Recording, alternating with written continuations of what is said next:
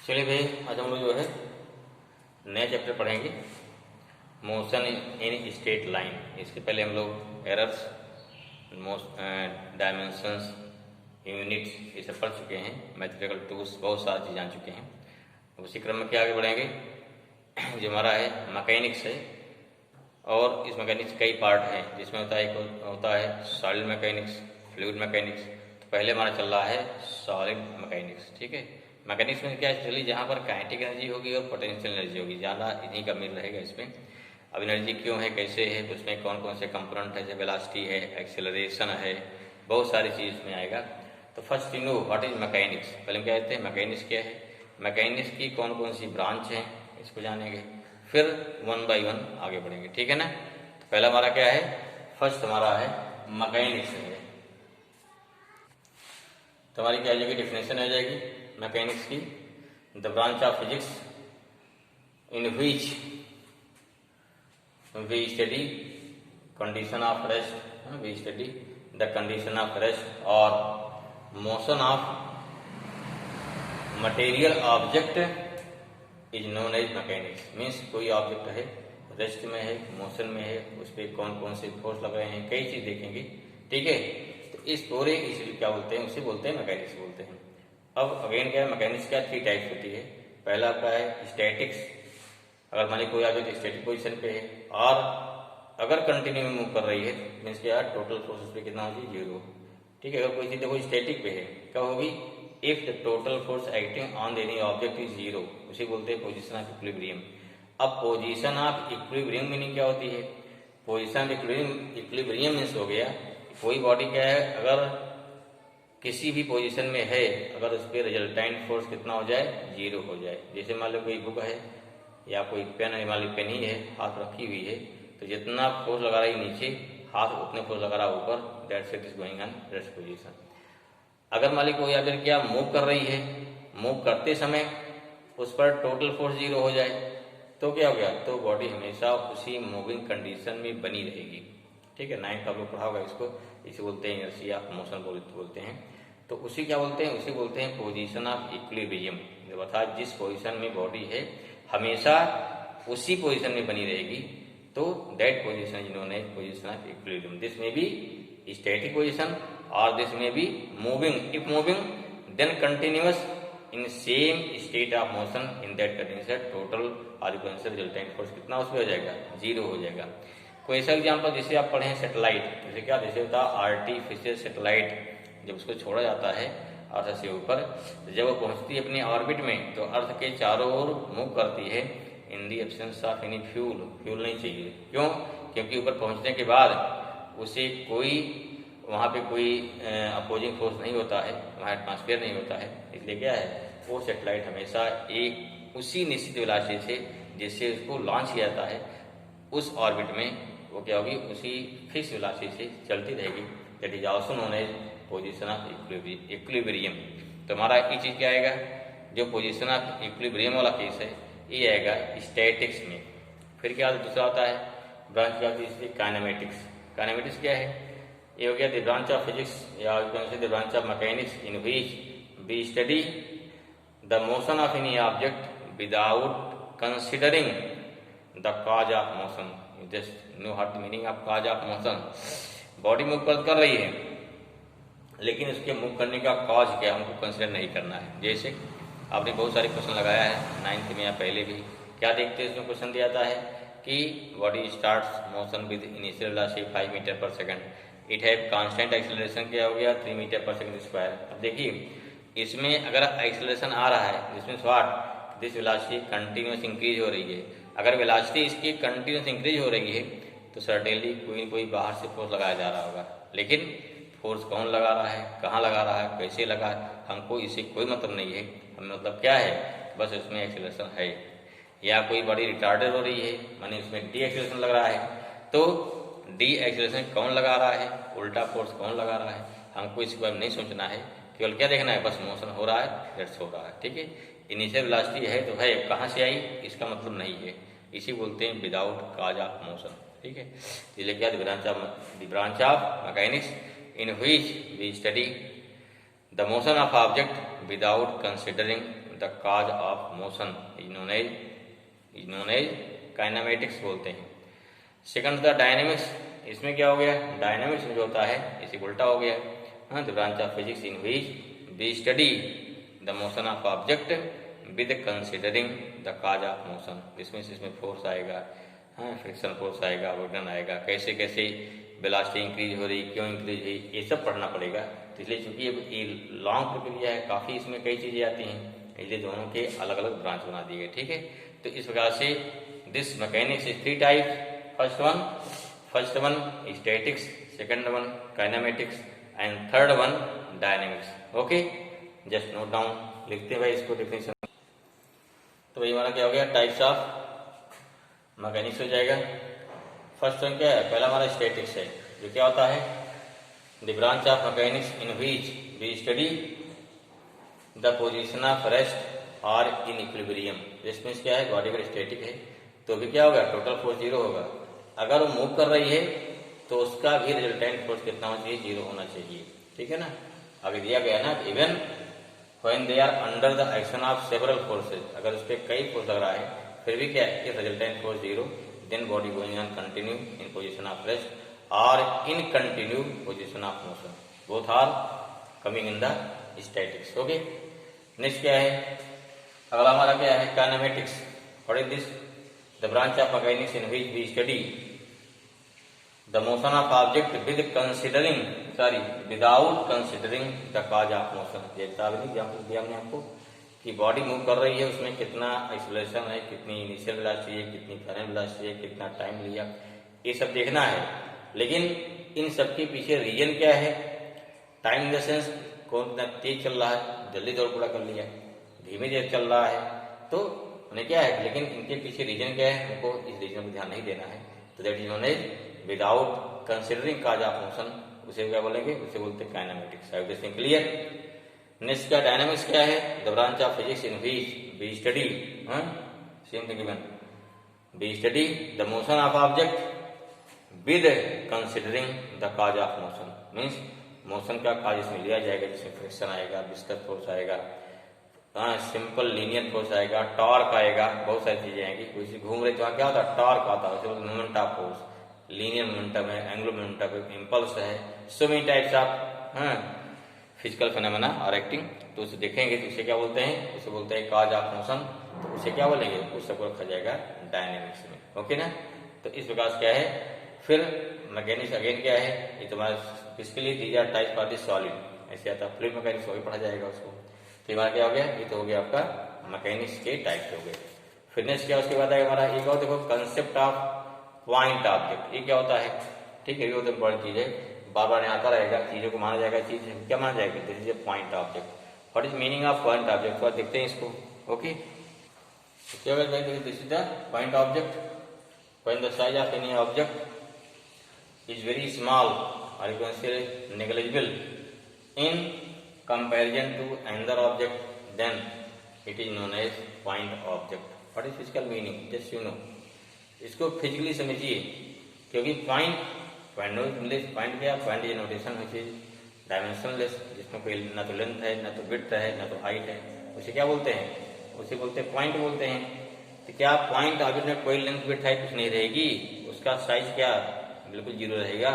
ठीक है, ये देखना हमको, नहीं ऐसा नहीं है, हाँ उसकी साइज किसी दूसरे ऑब्जेक्ट के कंपैरिजन में बहुत छोटी रहेगी। चलो जैसे एग्जांपल लीजिए, जैसे मान लीजिए कोई एंट है, चींटी है, मास ऑफ एंट लीजिए, चींटी है, उसका मास लीजिए या उसकी साइज लीजिए, इन कंपेयर टू एलिफेंट लीजिए, एलिफेंट का मास क्या होता है, बहुत ज़्यादा होता है, एंट बहुत कम हो गया। This means you can say mass of ant is point mass in compare to mass of elephant.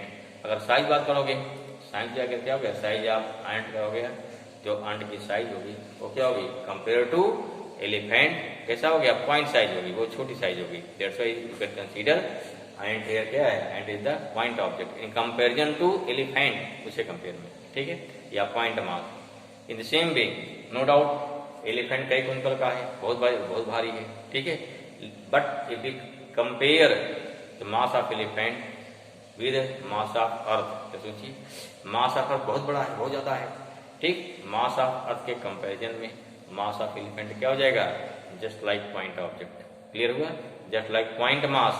तो यहाँ बातें नहीं, पॉइंट मास कहते ही चीजें बहुत छोटी हो गई।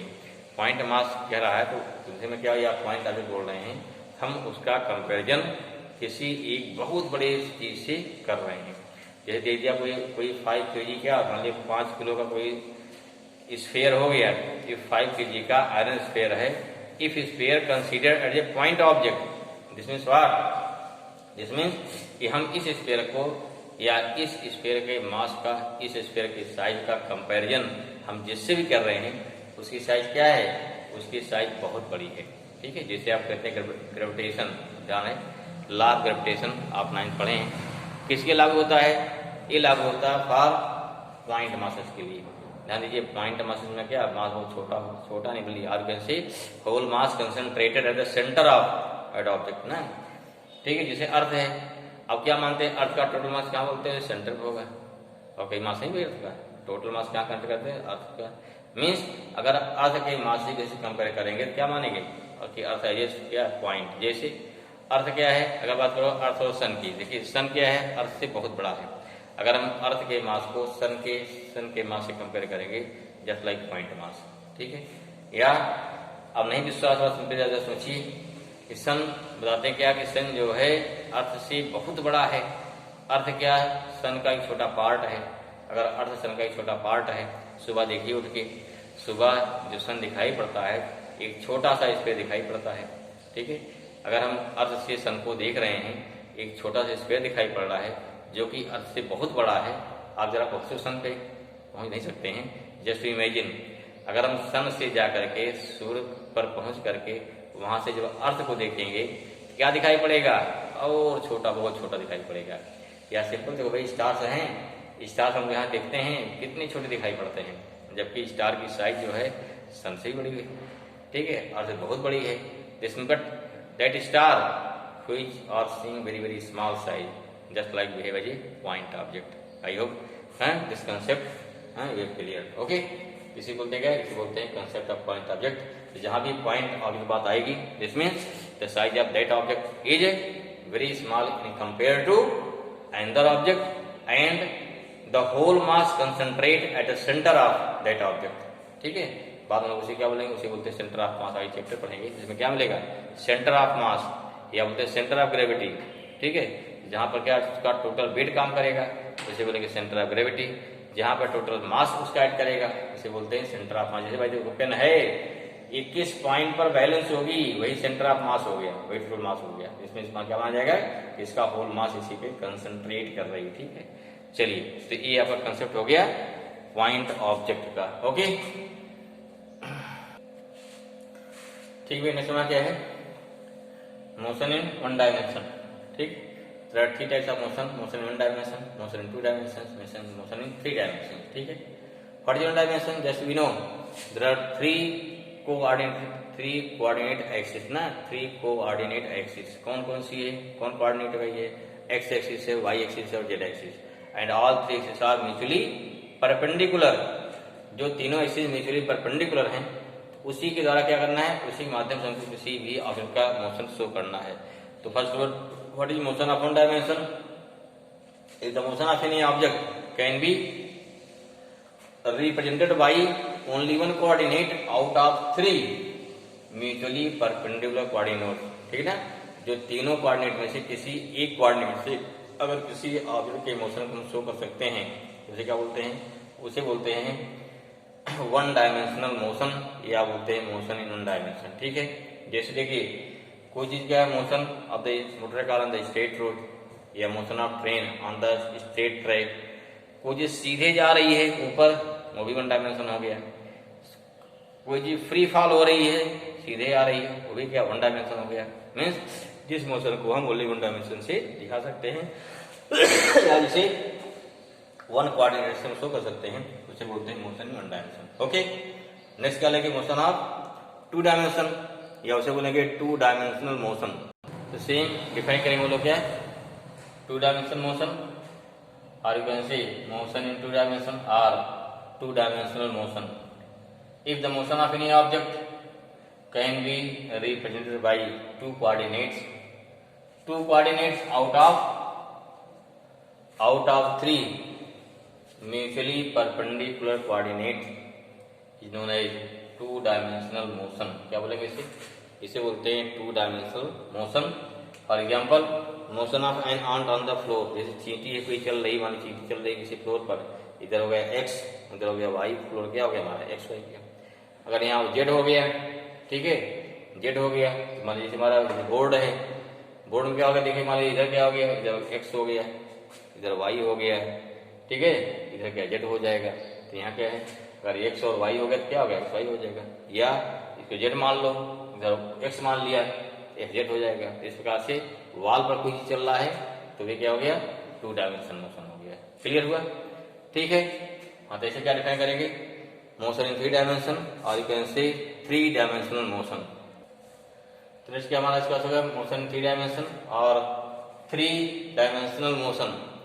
How define, if the motion of any object can be represented by all 3 coordinates out of 3 mutually perpendicular coordinate. चाहे इसको लोग क्या ना लिखो चल जाएगा, is known as three dimensional motion. चाहे इसको ना भी लिखे तो भी चल जाएगा, सिंपली इतने कर सकते हैं कि can be represented by all 3 coordinates, is known as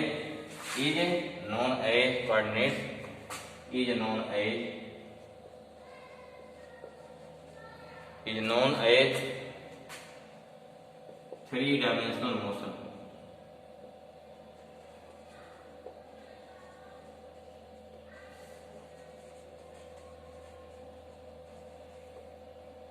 okay, example क्या, मोशन ऑफ मॉस्किटो हो गया in the room, motion of kite in the sky, क्योंकि किसी टाइम पर उसकी पोजीशन बताना है तो क्या चाहिए हमको, x चाहिए, y चाहिए और z चाहिए। These are the some basic thing about the kinematics mechanics, ठीक है। नेक्स्ट क्या हमारा आएगा, डिस्टेंस आएगा, डिस्प्लेसमेंट, ये भी आप 9th पढ़ चुके हैं तो रिवाइज कर लेते हैं ये भी, ठीक है ना। नेक्स्ट क्या होगा, नेक्स्ट आएगा distance and displacement.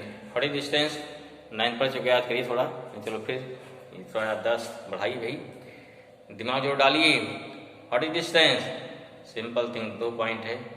The actual distance travel by any object between 2 point. आप घूम फिर के आ रहे हैं 2 पॉइंट पे, जो एक्चुअल डिस्टेंस चलेंगे उसे बोलते हैं लेंथ, सॉरी आप उसे बोलते हैं डिस्टेंस बोलेंगे, नॉट लेंथ, ठीक है। एंड अगर मान लीजिए दोनों पॉइंट के बीच क्या लेते हैं, शॉर्टेस्ट डिस्टेंस और स्मॉलेस्ट डिस्टेंस, उसे क्या बोलते हैं, उसे बोलते हैं डिस्प्लेसमेंट। इसमें अंतर है कोई नहीं, ठीक है। This means distance always, or you can say distance may be greater than or equal to displacement, but displacement क्या हो गया, is equal to or smaller than distance, ठीक है ना, क्योंकि क्या डिस्टेंस क्या है हमारा, स्मॉलर डिस्टेंस है, शॉर्टेस्ट डिस्टेंस है, और डिस्टेंस क्या है, एक्चुअल पाथ लेंथ। नोट करिए, लिख लेना है। तो क्या हो गया हमारे इसके पास, the actual path length travelled by any object between 2 point is known as distance, and the shortest distance, or you can say shortest path length traveled by any object, or simply we can say the shortest distance between 2 points is known as displacement। For example, अगर मान लीजिए कोई object A से B जा रहा है, so many path, सीधे गया, थोड़ा टेढ़ा गया, ट्रायंगल पाथ होते गया, नीचे जा रहा है, this means all the paths are distance, this means path AGB, ADB, as ना, जितना क्या है ACB, AEF, ठीक है ना, B, all are distance, but AGB only 1 path is क्या है, डिस्प्लेसमेंट, ठीक है। क्वेश्चन दिया था, आप क्या क्वेश्चन करना है, मैंने इनिशियल पॉइंट देखेंगे, फाइनल पॉइंट देखेंगे, इन दोनों पॉइंट के बीच का जो शॉर्टेस्ट पाथ होगा दैट इज क्या हो गया, वही हमारा हो गया डिस्प्लेसमेंट। अदरवाइज दूसरा क्या हो गया, दूसरा रहेगा डिस्टेंस। ओके, एक क्वेश्चन लिखते क्लियर हो जाए थोड़ा। तुम्हारा क्वेश्चन हो गया, an object moving on the circular path having radius 28 metre, find distance and displacement in 1/4 rotation of circular path. कितना चलेगा, अगर ये चलेगा 1/4 चलेगा, देखो ये हो गया 1/4 कितना होगा हमारा, यही 1/4 हुआ भाई। पॉइंट ए चला, कहाँ पहुंच गया, बी पहुंच गया। अब देखिए जो हमारा ये आर्गन वाला पाथ है, माने ACB, ये क्या हो जाएगा, ये होगा डिस्टेंस, और सीधे जाएंगे A to B, ये क्या हो गया, AD भी मान लो, ये हमारा क्या हो जाएगा, ये जगह displacement. Okay, so first define distance. Distance कितना हो गया, ये हो गया सर्कमफेरेंस का डिस्टेंस हो जाएगा ACB, माने क्या हो गया, मीन सर्कमफेरेंस का 1/4 पार्ट, मीन कितना 1/4 part of 2 pi r. 2 pi r क्या होता है, सर्कमफेरेंस होता है। कट जाएगा यहाँ, कितना आया पाई R/2 आ गया। Put in this value put करो भाई, पाई कितना 22/7 है, आर कितना है 28/2 है, कैंसिल हो गया, 7 4 जा 2 2 जा कितना आया 44 मीटर। ठीक है, नाउ व्हाट इज रेडियस 28, ये भी 28 है। We want to find AB, क्या हो गया, ये तो पहला हमारा क्या हो गया, फर्स्ट हो गया डिस्टेंस हो गया। ऐसे क्या निकालेंगे, displacement, just note down this one, then we discuss about displacement. Now the displacement सीधे हमारा AB हो जाएगा और AD भी हो जाएगा। तो इन ट्रायंगल OAB में क्या मिलेगा, हमें मिलेगा AB² = OA² प्लस कितना हो गया आपका OA² plus OB²। What is OB, what is OA, 28 है, because this is radius, that's why AB = √28² plus 28²। ध्यान रखिए यहाँ पे इसको गलती से स्क्वायर मत करिएगा, नहीं तो लंबा हो जाएगा। तो क्या करेंगे, जोड़ना ना, ऐड करना है, सिंपली 2 × 28²। अब यहाँ स्क्वायर है, इसका रूट बाहर निकल जाएगा, this mean 28/2 metre, this is a displacement. Okay, अब क्या निकालेंगे, इसका rate, rate of change of distance, rate of change of displacement. यहाँ से क्या हमारा कंसेप्ट इसका आएगा, स्पीड और वेलोसिटी का आएगा। ठीक है, इसको डिस्कस करते हैं नेक्स्ट वीडियो में। ओके भाई, थैंक यू।